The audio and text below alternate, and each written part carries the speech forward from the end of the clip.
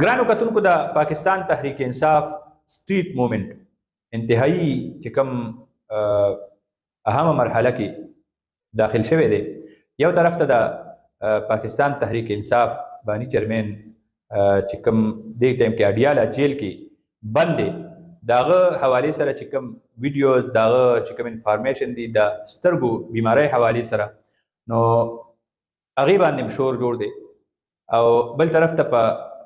د سهیل افریدي په قیادت کې وزیر اعلی خیبر پختونخوا او محمود خان اچکزی تحریک تحفظ آئین پاکستان هغې سربراہ په حیثیت باندې په ملک کې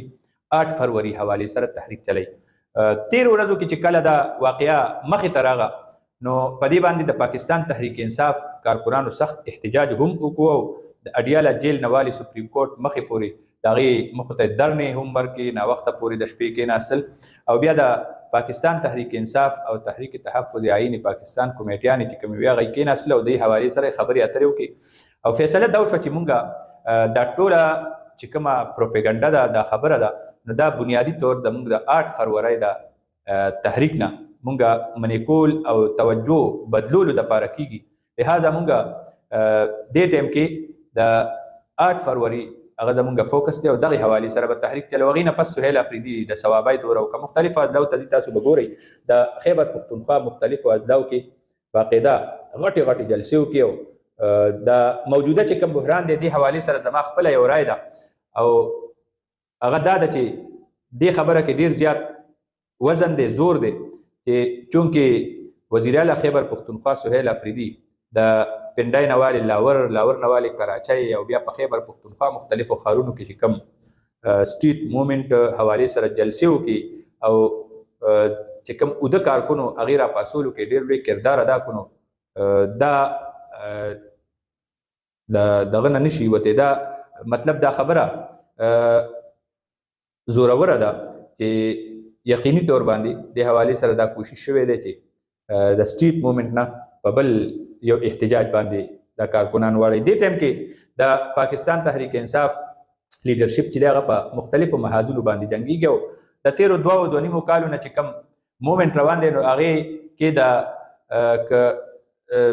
حکومت دی او که اپوزیشن دی د دواړو دومره تجربه وشوه چې یو بل سره د لوبې کولو مهارت لري او په یو بل باندې ډېر زیات حده پورې پوه شو د چې کومې د لوبې طریقه ده او کم SOPs دي نو هغې باندې د یو بل هغه خفیه چې کم چلونه دي سازشونه دي هغې نه خبر شو نو ډېر ښه طریقې سره جنګ کوي او د یو بل هغه چې کم ګزاري د هغې ګزار ښه طریقې سره جواب ورکولو کې مهارت لري. نو دا موجوده چې کله د اډیاله جیل کې ناست قیدي د هغه د سترګو د مرض حوالې سره خبره منظر عام ته راتلو باندې او هغې نه بیا داسې یو ایشو جوړه شوه او دې باندې بیا د PTI او تحریک تحفظ آئین پاکستان د هغې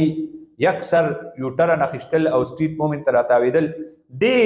هم یو هلچل جوړ کړو او راتلونکي وخت دپاره یو نوی باب کولو کو او بنیادی خبره دا ده چې دا 8 فروری هغې فوکس دی او یو ټرن د 8 فروری دپاره اخیستی شوی دی. راتلونکی چې کوم 8 فروری دی نو دې حوالې سره دا سوچ کېږي چې دا کوم په خیبر پختونخوا کې لاور کې کراچۍ کې دا دومره لویه پیمانه باندې کوم موومنټ شوی دی نو د دې اثر په نظر راتلل پکار دی او اوس د پاکستان تحریک انصاف چې کوم بنیادي حلقې دي او کوم لیډرشپ دی د هغې ذهن هم دا ومنله چې آیا دا کوم پروپیګنډه کې ده او دا د مرض کومه شوشه خوره شوې وه نو دا صرف او صرف د دې تحریک د توجه راګرځولو له دا شوشه خوره شوې وه. به هر حال راتلونکی وخت به معلوموي سیاسي جنګ دی د دواړو طرفو نه भरपूर तरीके से जंग की गयो दे टाइम के कम स्ट्रीट मूवमेंट के कम